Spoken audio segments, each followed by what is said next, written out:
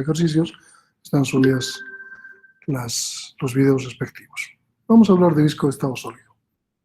¿Cuál es la gran diferencia? El disco duro obviamente es un dispositivo electromecánico. ¿Qué tipo de dispositivo es el disco de estado sólido?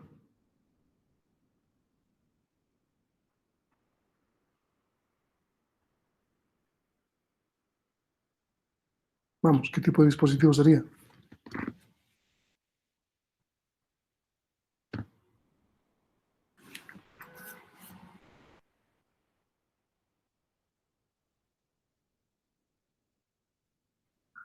¿Ni idea?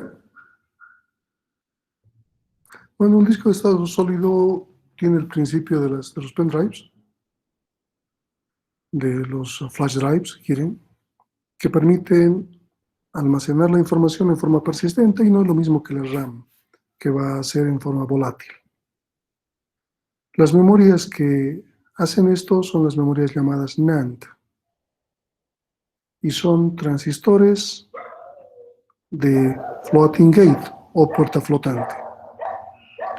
Normalmente la diferencia entre estos tipos de transistores y los que utilizan la RAM, la normal, es que se debe manejar una carga eléctrica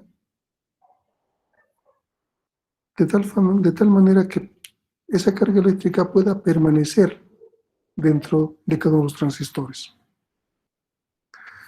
En el caso de la RAM, esa carga eléctrica no permanece y hace que justamente la RAM se vacíe cuando se apaga. Aquí tenemos una celda de memoria NAND, donde están las puertas flotantes, y tenemos los valores positivos y negativos, la fuente y el drenaje. La idea de estas memorias es que van a mantener su carga, aun cuando no tengan energía eléctrica. Vendría a ser que las memorias NAND tienen su precursión en lo que son los EPROMs, que eran pastillas chips que permitían guardar información.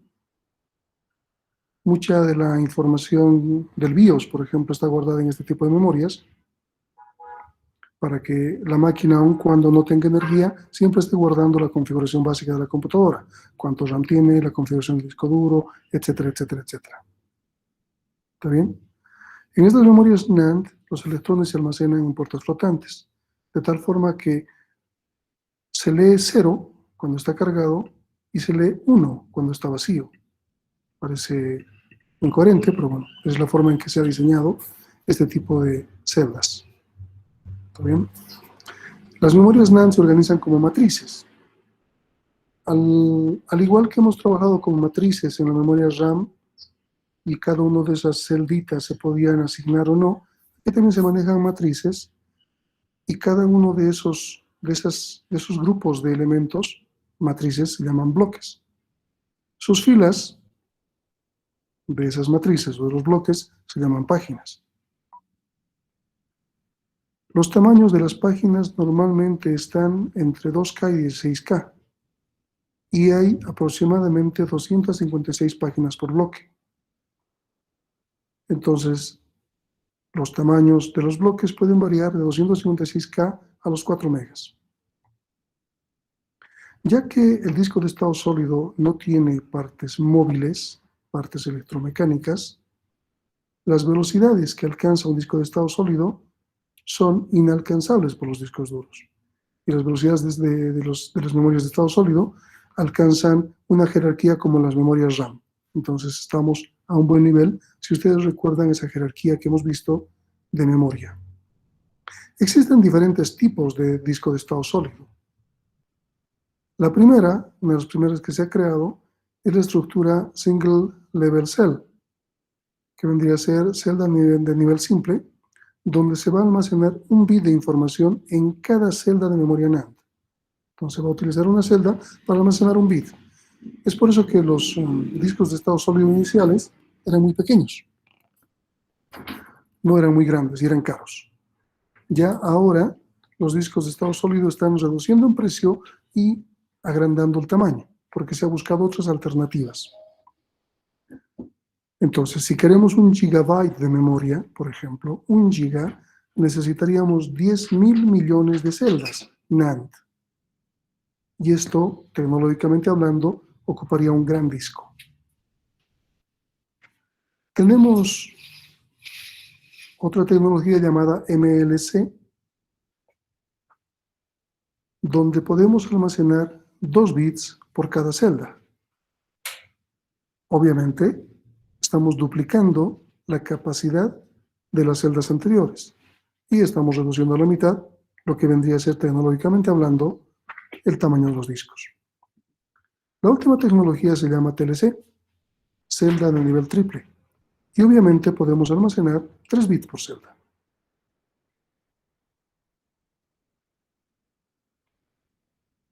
Si manejamos... ¿dónde está? Aquí hay un elemento importante en los discos de estado sólido y que están reflejados en estas gráficas. Aquí tenemos un bloque X, aquí un bloque Y. Cada bloque es una matriz, si recuerdan, y cada fila es una página. Esa es la idea. Fíjense que aquí se han utilizado celdas del primer bloque, 4 celdas, con algo de información. ¿Está bien? Estas 4 celdas están ocupando un espacio. Resulta que se guarda la información de otras celdas más y completan el bloque. Estas que están en azul en la segunda gráfica. Sin embargo, se borran las primeras 4 que ya no se utilizan. ¿Cómo funcionan los bloques en disco de estado sólido? En el caso de un disco duro, simplemente aquí habrían espacios de bloques libres y espacios de bloques ocupados. ¿Sí? Los azules serían los espacios de bloques ocupados y estos blancos serían los espacios de bloques libres que se podrían reusar. En el caso de un disco de estado sólido, no funciona así. Y tiene que actuar algo como que se llama, un mecanismo que se llama garbage collection, o un recolector de basura. Entonces, si yo tengo celdas, páginas de los bloques que se han liberado, para reusarlas necesito que estén totalmente libres, y estas no lo están. Aquí claramente se nota que se han borrado cosas, pero no puedo reusarlas. Para reusarlas, tengo que copiar todo lo ocupado a un bloque libre. Y ahora sí, el bloque anterior se libera por completo. Y también las páginas que no están ocupadas del bloque Y. Esto es el garbage collection. Y este mecanismo tarda.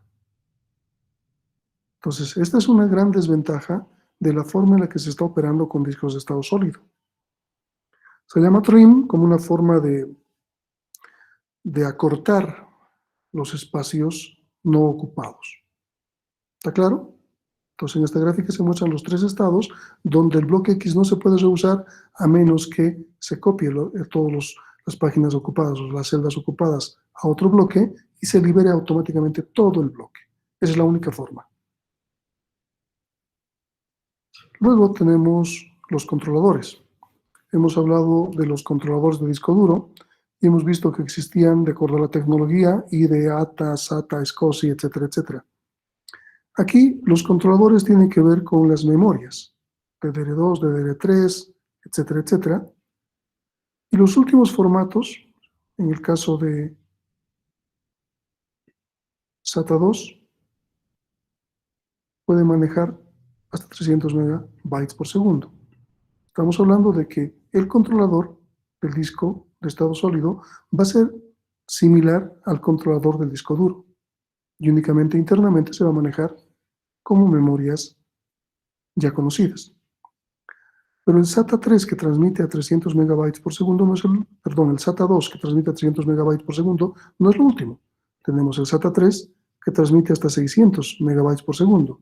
Y los últimos se llaman NVMe, que pueden transferir hasta 2000 megabytes por segundo. 2 gigas por segundo. Entonces tenemos una gran tecnología con un buen controlador que va a permitir que los discos duros poco a poco se vayan perdiendo y se reemplacen por los discos de estado sólido, que cada vez se hacen más baratos y más grandes. Por otro lado, tenemos otro tipo de tecnología de dispositivos que se llaman los ópticos, y parten de lo que conocemos como compact disc o CD. Obviamente el CD no ha sido un dispositivo creado para guardar información de computadora, datos. Ha sido creado para utilizarse en música. Cuando se empieza a investigar, se crea algo que se llama libro rojo. Sony y Philips lo publican y está hablando de los CDs de audio. Luego se desarrolla un documento llamado libro amarillo, donde se habla de los CD-ROM de datos, es decir, CDs que venían con softwares para instalar, por ejemplo. Microsoft Windows venía en un CD, desde la versión 95 más o menos, y teníamos CD-ROMs. Luego tenemos el Green Book, el libro verde, con los CD interactivos, el Orange Book, con CDs grabables. Estos ya han empezado a ser populares y podíamos crear copias de los CDs ROM que llegaban. Y tenemos algo que no aparece aquí, que son los CDs regrabables, aquellos que se pueden reusar N veces. Físicamente, un CD, al igual que un DVD y un Blu-ray, tiene 12 centímetros de diámetro. El CD tiene un espesor de 1.2 milímetros.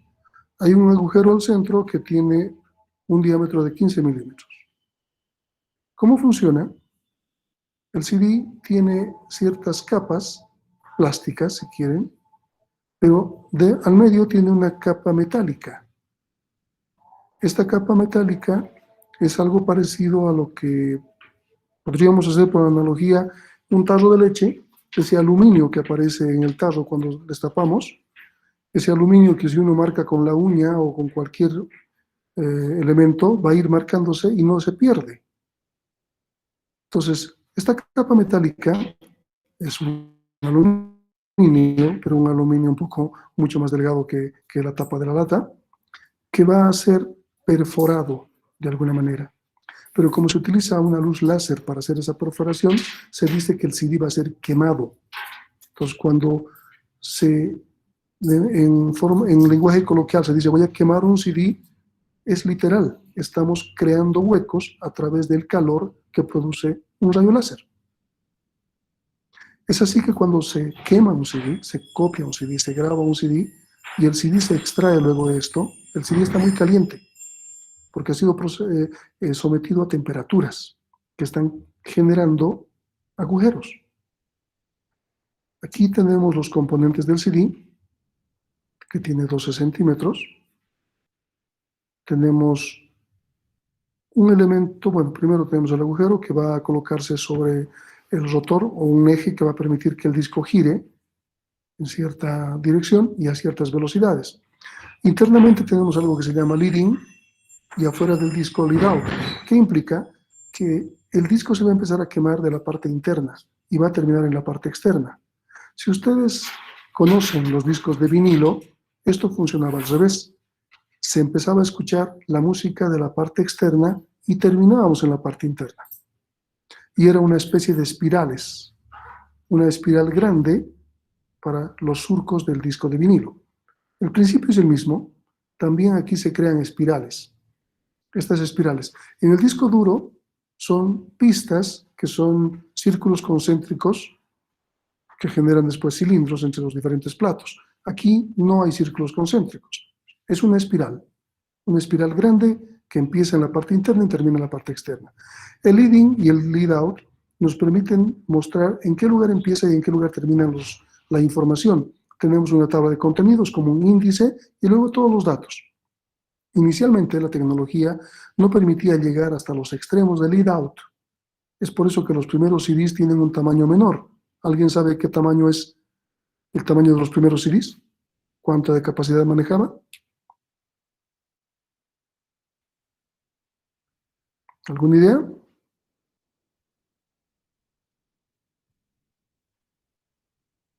$640 megas. ¿Cuánto tiene ahora? 700 megas. Aquí tenemos la espiral. Aquí se puede ver la espiral. Esta es la equivalencia a un disco duro, donde se manejaban círculos concéntricos, las pistas, los sectores, los clústeres, etc. Pero aquí tenemos de esta manera. Esta espiral en un CD, si pudiésemos agarrar la espiral y extenderla, en un CD de 12 centímetros tenemos 6 kilómetros de este espacio de espiral. A los agujeros se llama pits y a los valles o al espacio que no está con agujeros se llama land. El diámetro del rayo láser es de un micrómetro, lo que hace que el espacio entre pista y pista quemada tenga que tener una diferencia para poder ser legible. ¿Está bien? Aquí hay un elemento importante. Vamos a buscar otro documento aquí para mostrar esto. No solamente la ventana la he publicado, ¿no? ¿O pueden ver lo que estoy mostrando?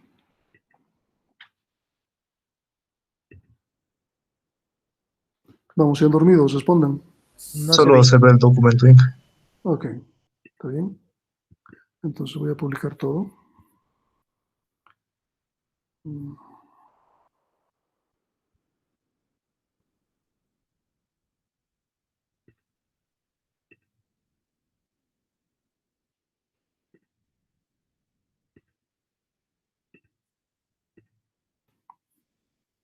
Esta es una imagen interesante que ustedes tienen publicada en el Classroom.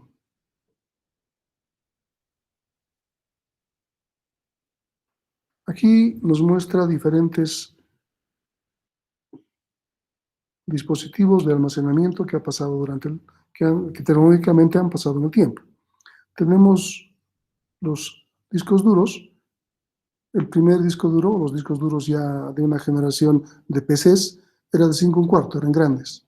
Se han popularizado los de 3,5 pulgadas, que actualmente se utilizan, los de 2,5 pulgadas, que vendrían a ser para las portátiles, y existen hasta de 1 pulgada, les había dicho, en el caso de algunos dispositivos como tabletas o algo que pueda utilizar un disco. Pero la idea era que exista un dispositivo que permita hacer lo mismo, pero que pueda ser transportable, que se pueda llevar de un lado a otro. Y se crean los floppy drives.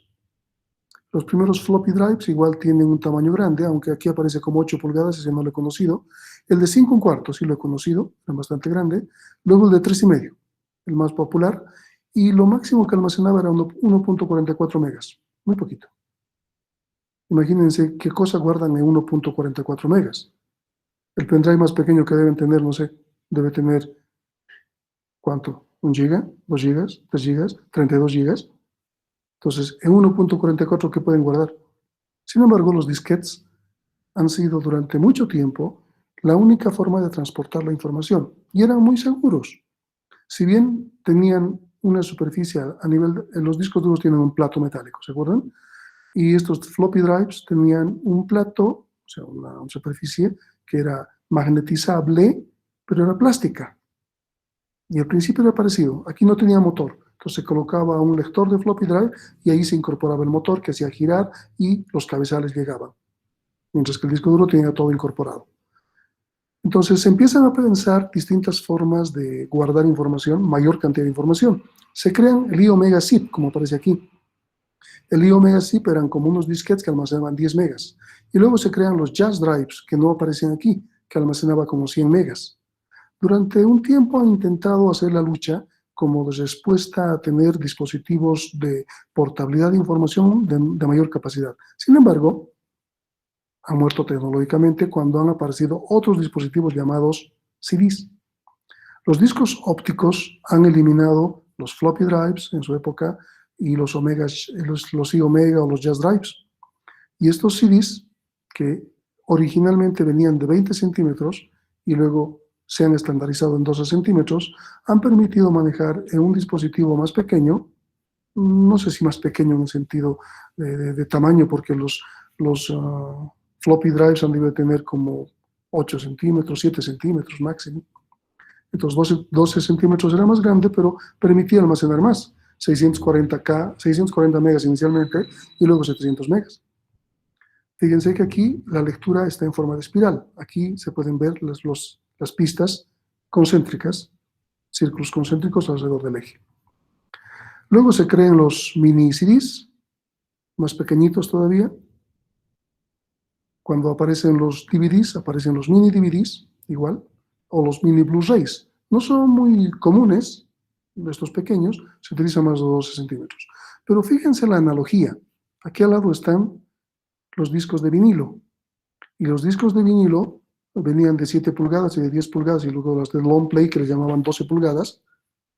Y estas empezaban a leerse, aquí está la flecha en verde, desde la parte exterior y terminaban en la parte interior. Los surcos se forman de esa manera, en forma de espiral. Los CDs tienen el mismo principio, nada más que empieza desde la parte interna y termina en la parte externa. Pues esto es interesante para ver esa comparación. Algo que no he mencionado en la gráfica. En esta gráfica nos dice CAP, entre paréntesis aquí, CAP, CAP, ¿verdad? Y aquí aparece un CLB. Los discos, los CDs tienen CLB, mientras que el de vinilo, el disco duro y los floppies tienen CAP. ¿Qué significa eso? Aquí tenemos esos acrónimos. CAP significa velocidad angular constante y CLB significa velocidad lineal constante. Los discos duros tienen CAP. ¿Se acuerdan a qué velocidad giran los discos duros?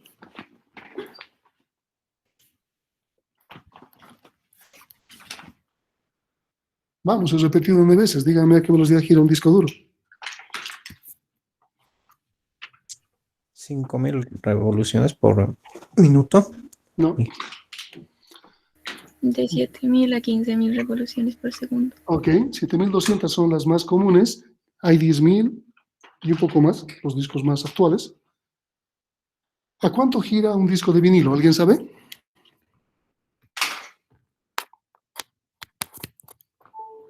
...33 revoluciones por minuto. Imagínense la diferencia. Entonces, si estos son los discos duros, manejan este tipo de velocidad, podemos entender que el disco, y bueno, ustedes cuando se acerquen a los discos duros de su misma PC, se van a dar cuenta que cuando se arranca la computadora, hay un sonido como que de ignición del disco, es decir, empieza a aumentar su velocidad y claramente el sonido se entiende, nos puede mostrar de que está aumentando la velocidad hasta llegar a una velocidad crucero, vamos a poner de esa forma, constante. Y el disco está girando todo el tiempo a esa velocidad. Y bajo esa velocidad constante los cabezales están leyendo la información. En el CD, por el contrario, funciona este otro tipo de velocidad. CDs, DVDs y Blu-rays, que se llama velocidad lineal constante.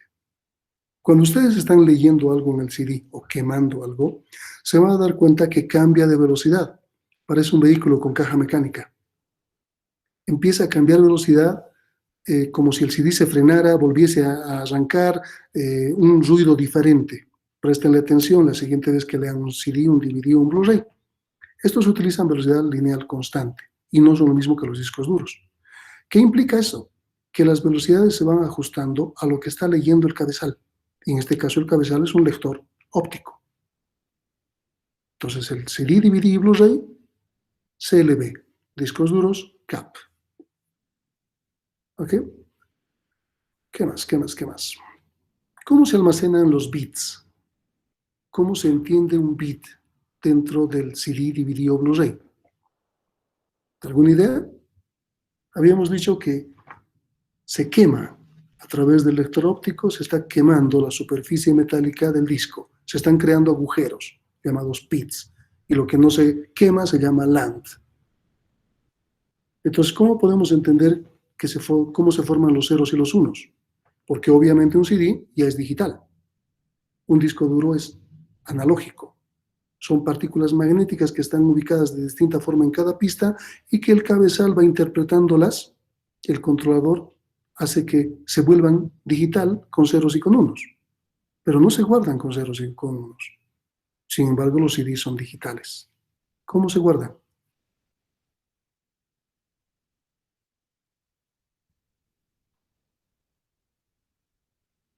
Vamos, ideas.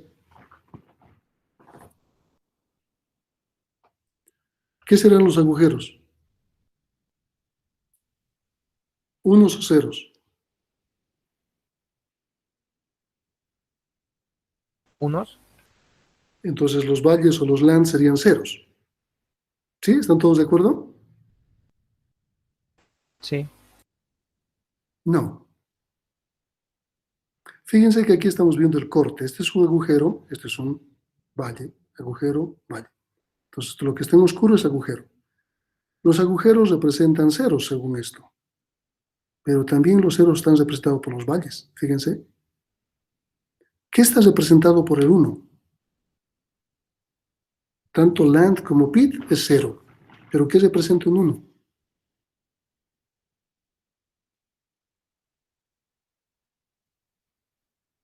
El cambio de land a pit.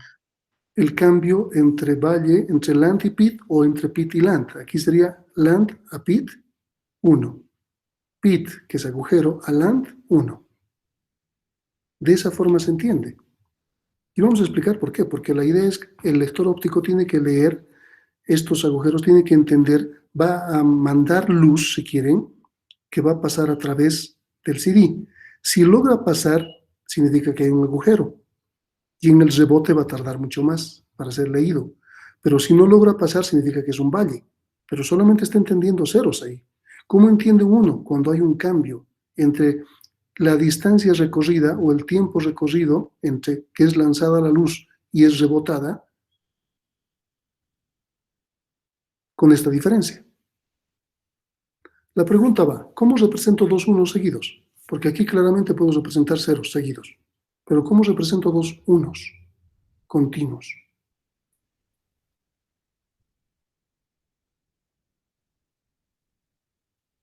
Tendría que colocar dos diferencias muy juntas.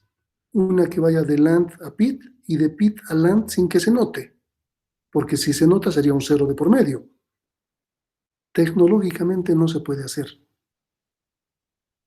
No podemos hacer que el lector, el sensor, pueda entender esa diferencia sin interpretar que existe un cero. O sea, no podríamos juntar estas dos diferencias de tal forma que de medio no queden ceros. Entonces tenemos un problema. ¿Cómo resolvemos el problema? Aquí tenemos la forma en la que se lee, fíjense. Aquí está la capa de laca, ¿no? La capa de aluminio, donde se va a guardar la información, y el policarbonato es el plástico transparente que podemos ver. Aquí esta otra es la que se raya normalmente.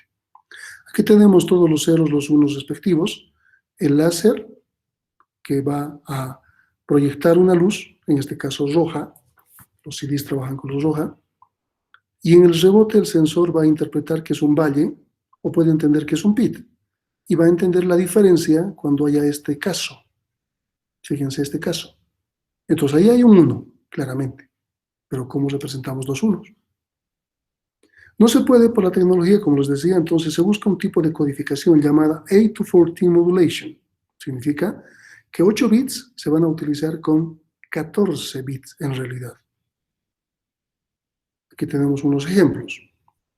El ejemplo es 11. El decimal 3 se representa por el 11 binario, dos unos seguidos. No puedo hacer esto en el CD. Entonces, ¿qué hago? Utilizo el EFM, 8 to 14. Y fíjense que los unos ahora no están seguidos. Y esto sí me permite quemar. Entonces, estoy gastando 14 bits por cada 8 bits que tengo que utilizar. Lo que está reduciendo la capacidad del disco. Pero no solamente ese es el caso. ¿Qué sucedería si yo tengo este binario? Vamos a poner,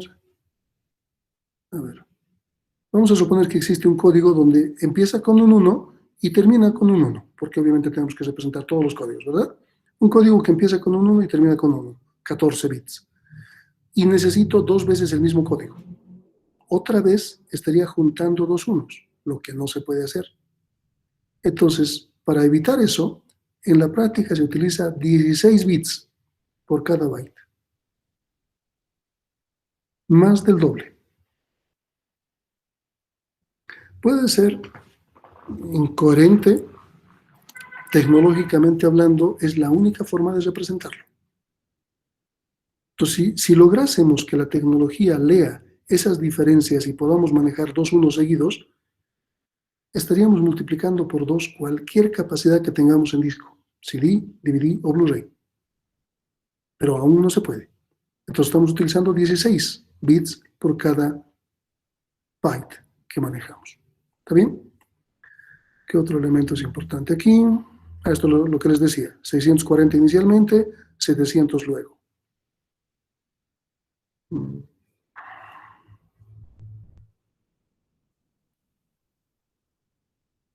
Bueno, los nombres de archivos, etcétera, se han ido adecuando de acuerdo a lo que ha ido pasando. Actualmente el formato del sistema de archivos se llama, por aquí está, ISO 9660. Este es el sistema de archivos que se maneja en los CDs.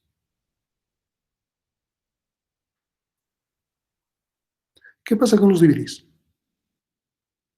¿Cuál es el cambio que ha habido de un DVD a un CD? ¿Qué diferencia hay?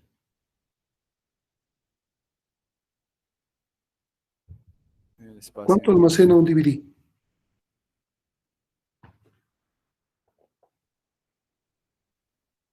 Casi 4 gigas, creo que sí. 4 gigas y más, ¿ok? ¿Qué ha implicado el que podamos manejar 4 gigas? 4.7 frente a 700 megas. Así que tenemos prácticamente 7 veces más. ¿Qué ha permitido que podamos utilizar los CDs como reemplazo de los DVDs como reemplazos de los CDs?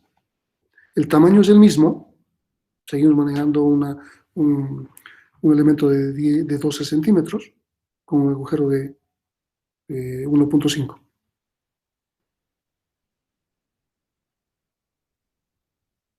¿Cuál es la diferencia?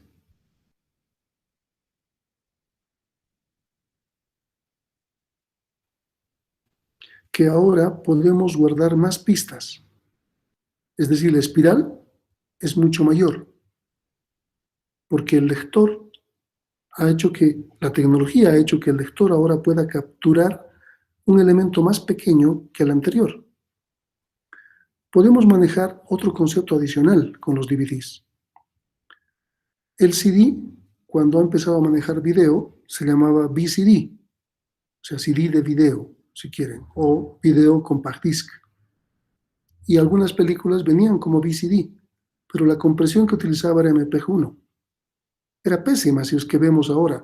YouTube tiene 720 por defecto. Estamos manejando 360 filas. Con el DVD se ha cambiado a MPEG-2, que ha permitido manejar 720. Se veía mucho mejor. Y el sonido se empezó a manejar 5.1 canales. Pero no solamente es video y sonido. También los DVDs incorporan otro elemento, que ahora podemos manejar 4.7 gigas en un CD normal, en un DVD normal con una cara y una capa, pero podemos manejar 8.5 gigas con un DVD, una cara doble capa. Entonces, en la misma superficie incorporamos 2 láminas metálicas y cada una a su vez puede ser agujereada en distinto orden. Pero se puede manejar doble cara, una capa. Significa que vamos a voltear el disco para leer la otra cara. O 17 gigabytes con doble cara, doble capa. Ahora, ¿cómo funciona doble cara, doble capa? La longitud de onda del rayo es mayor cuando va a leer la capa inferior y es menor cuando va a leer la capa anterior.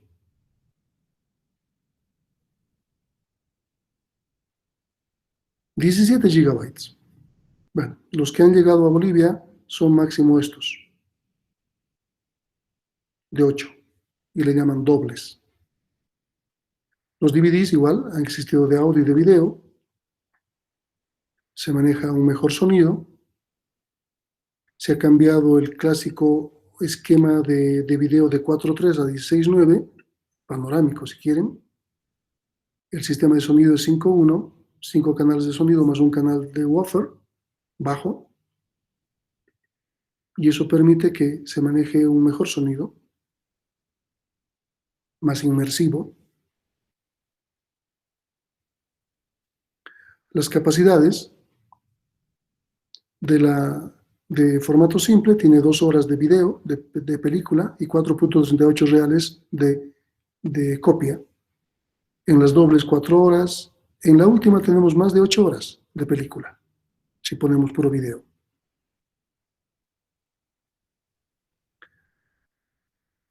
Si el DVD crea más espirales, es decir, más pistas, que el CD, el Blu-ray hace exactamente lo mismo. Pero utilizan otro tipo de rayo que ya no es rojo, sino que es azul, y que permite capturar un espacio menor.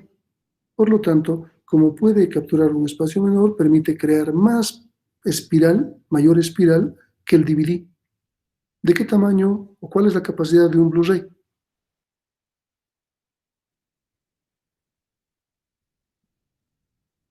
Más de 20 gigas, si no me equivoco. 25 gigas. Entonces, aquí vamos a ver la diferencia entre los CDs, DVDs y Blu-rays con una imagen microscópica, una fotografía de un microscopio, de una lámina de un CD, una lámina de un DVD y una lámina de un Blu-ray. Y claramente se pueden notar las distancias que existen entre pistas, entre los agujeros que se han creado. El CD tiene una longitud de onda de 780 nanómetros, el DVD 650 nanómetros y el Blu-ray 405 nanómetros. Entonces cada vez, fíjense que pueden capturar menos elementos. La capa del CD está en la parte inferior. Es el plástico por aquí encima y la capa inferior. Y el lector tiene que leer la capa inferior. En el caso del DVD, la capa metálica se sitúa al centro. Y en el caso del Blu-ray, la capa metálica se sitúa arriba. Esta es una diferencia de los 3 dispositivos. Y aquí tenemos los agujeros que se han creado, reales, claramente se puede notar. Por eso les hacía la analogía con esa lámina de aluminio que tienen las tapas de las latas de leche, ¿no? Ese tipo de aluminio se puede formar algo parecido. Ha existido hasta hace unos años algo que se llamaba HD-DVD y era de Toshiba, si no me equivoco, y que le ha hecho una gran competencia al Blu-ray. Bueno, en realidad HD-DVD ha salido antes que Blu-ray y estaba incorporándose en el mercado, pero Blu-ray, agarrado de Sony y su PlayStation 3, creo, no estoy seguro, y con convenios con las empresas cinematográficas, ha hecho que el Blu-ray desbanque al HD-DVD. Toshiba ha tenido que devolver equipos, devolver dineros de todos los elementos, películas, players que había vendido. Aquí podemos darnos cuenta que no había mucha diferencia. Me imagino que es cuestión de espionaje industrial que ha permitido que uno sea mejor que el otro. Bueno, no sé si nos hemos quedado con lo mejor. Nos hemos quedado con Blu-ray y HD-DVD no existe. Ha pasado lo mismo cuando había videos analógicos.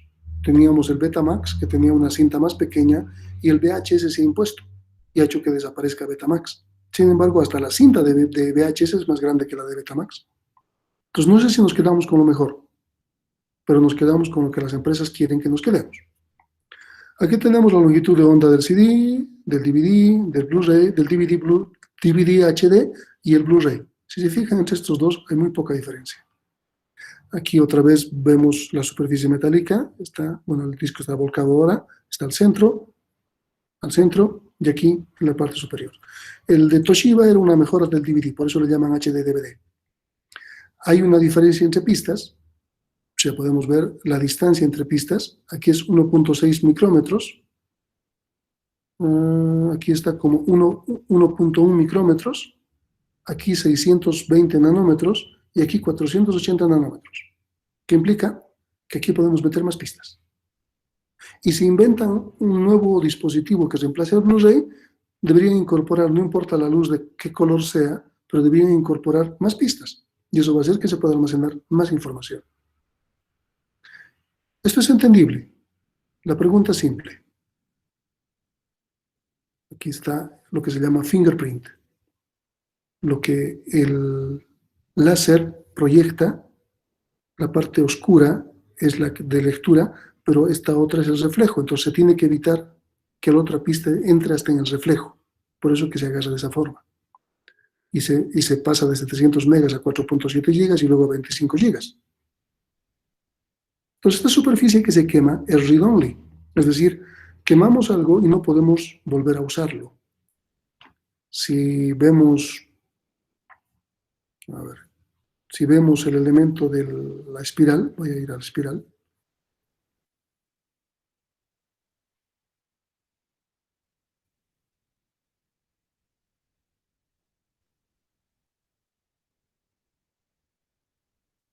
Aquí.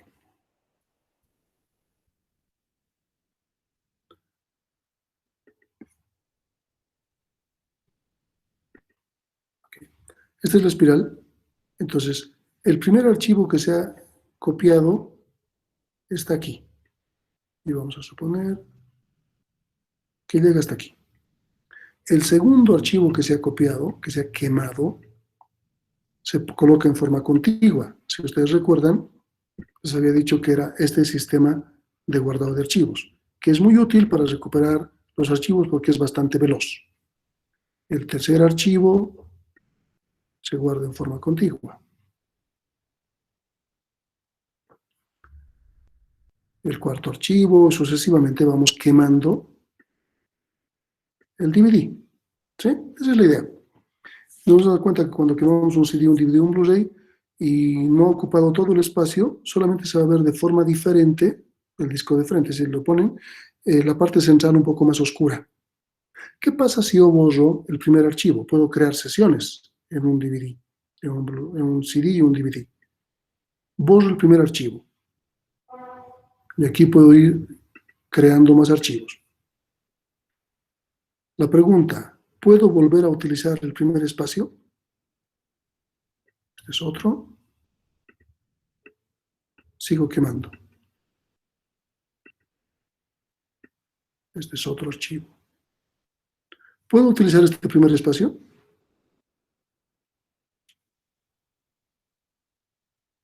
No.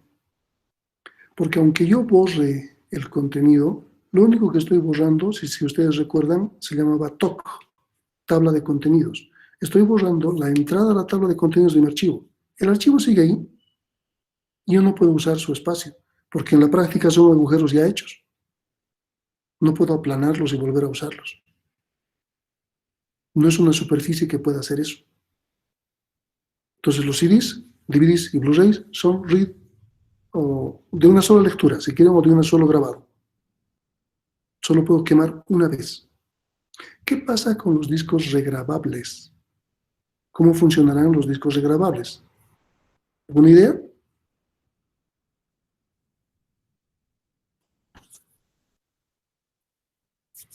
Vamos, hagan volar su imaginación. ¿Cómo funcionan los discos regrabables?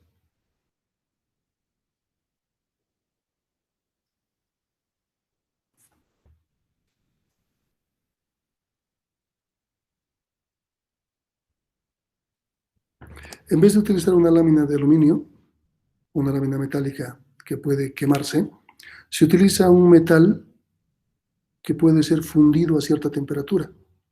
Entonces, cuando el disco está lleno y yo quiero reutilizarlo, no puedo reutilizar ciertas partes del disco. O utilizo todo el disco hasta que se llene y luego tengo que volverlo a formatear para reusarlo. No puedo escoger, yo quiero esta partecita y voy a reusar. Tengo que llenar el disco. Lleno y lo formateo. ¿Qué está haciendo? Está introduciéndose a través del láser temperatura a esa superficie metálica. Se vuelve líquida. Se saca a temperatura ambiente, es decir, termina de formatear, sacamos el CD y el aire de nuestra temperatura ambiente lo vuelve a solidificar. Hemos vuelto a crear la lámina como nueva. Volvemos a quemar, volvemos a crear los agujeros, lo utilizamos hasta que se llene. Queremos reutilizarlo, formateamos otra vez. Y ese es el principio. De esa forma funcionan los CDs, los Blu-rays y los DVDs regrabables. Esto es importante, no se olviden. Muy importante cómo se guardan los ceros y los unos. Este esquema. Preguntas, dudas. Buenas tardes, Inge. Inge, yo tengo un par de preguntas. Hola. Primeramente, Inge, en lo que son las memorias M2, Inge, las que han aparecido, ¿están así? ¿También es de la misma parte que las SSD o son diferente tecnología, Inge? Memorias Las M2 son tipo RAM o qué tipo de memorias, porque no los he visto. son memorias siempre así, Inge, para laptops, ya son más chiquititas que han aparecido, que llegan hasta 8 gigas de velocidad, si no me equivoco, la velocidad de transferencia. Pero son RAM o son memorias Eh, intercambiables como pendrive. Como las SD, Inge, son memorias de Ah, almacenamiento. no, tiene el mismo principio, nada más que son como portátiles, son que se pueden incorporar al equipo. O sea, no es un disco, sino que se coloca como un pendrive que almacena la información. O sea, son las máquinas que incorporan tarjetas de memoria y se puede ir aumentando. Es como a tu teléfono le aumentas una memoria de una cantidad y vas guardando cosas. O sea, tiene el mismo principio que los pendrives. No es un disco de estado sólido. Esas memorias son el mismo principio que los pendrives. El disco de estado sólido tiene que ver con lo que les he indicado, cómo funciona. Ya, está bien, Inge. ¿Qué Inge, más? y mi segunda consulta es acerca del trabajo, Inge, grupal que se dio. Bueno, he estado probando, Inge, y, bueno, las instalaciones y al momento de usar el programa de Hamashi, prácticamente los equipos virtualizados o los sistemas virtualizados los he instalado el Hamashi y ya me lo está capturando como equipo y creo que tiene solo hasta